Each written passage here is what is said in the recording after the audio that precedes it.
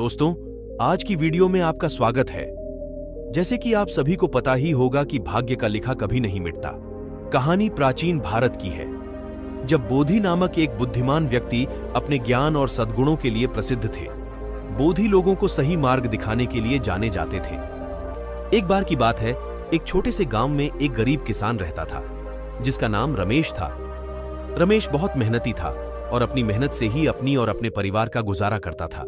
हालांकि उसकी किस्मत उसका हमेशा साथ नहीं देती थी।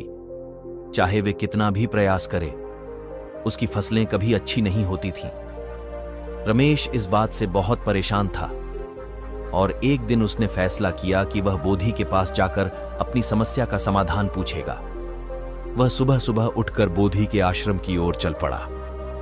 जब वह बोधि के पास पहुंचा तो उसने अपनी सारी व्यथा उन्हें सुनाई और पूछा, गुरुजी, मैं कितनी भी मेहनत कर लूं, मेरी फसलें कभी अच्छी नहीं होती। ऐसा क्यों है? क्या मेरा भाग्य ही खराब है? बोधि मुस्कुराए और रमेश से बोले, पुत्र, भाग्य का लिखा कभी नहीं मिटता, लेकिन इसका यह मतलब नहीं कि हम अपने प्रयासों को छोड़ दें। हर इंसान का भाग्य उसके कर्मों से भी प्रभावित होता है। अगर तुम सच्चे मन से और पूरी निष्ठा से अपने काम को करते रहोगे तो अवश्य ही तुम्हारे भाग्य में भी परिवर्तन आएगा। बोधि ने रमेश को एक छोटी सी कहानी सुनाई। एक बार एक राजा ने अपने राज्य के सबसे बड़े विद्वान से पूछा कि क्या भाग्य को बदला जा सकता है? विद्वान ने उत्तर दिया, राजन, भाग्य अपने आप में अपरिवर्तनीय है, लेकिन कर्म से हम अपने भविष्य को संवार सकते हैं। राजा ने इस बात पर विश्वास कर लिया और अपने राज्य में सभी को यह संदेश देने का आदेश दिया कि वे अपने कर्मों में विश्वास रखें और मेहनत करें।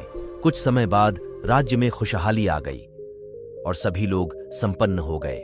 रमेश ने भी बोधि की बातों को ध्यान से सुना और उनसे प्रेरित होकर अपने खेतों में नई तकनीकों का उपयोग करना शुरू किया।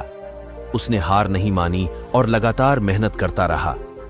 धीरे धीरे उसकी फसलें अच्छी होने लगी और वह सुखी जीवन जीने लगा। इस कहानी से हमें यह सीख मिलती है कि भाग्य का लिखा कभी नहीं मिटता, लेकिन हमारे कर्म और प्रयास भी उतने ही महत्वपूर्ण होते हैं। अगर हम सच्चे मन से मेहनत करें और कभी हार ना माने तो भाग्य भी हमारा साथ देता है। भाग्य और कर्म का मिलन ही सफलता की कुंजी है। तो दोस्तों, उम्मीद है कि आपको आज की कहानी पसंद आई होगी। इसी के साथ इसे लाइक करें और चैनल को सब्सक्राइब जरूर कर लें। तो चलिए, आज के लिए बस इतना ही। फिर मिलते हैं अगले दिन अगली कहानी के साथ। तब तक के लिए अपना ध्यान रखें। धन्यवाद।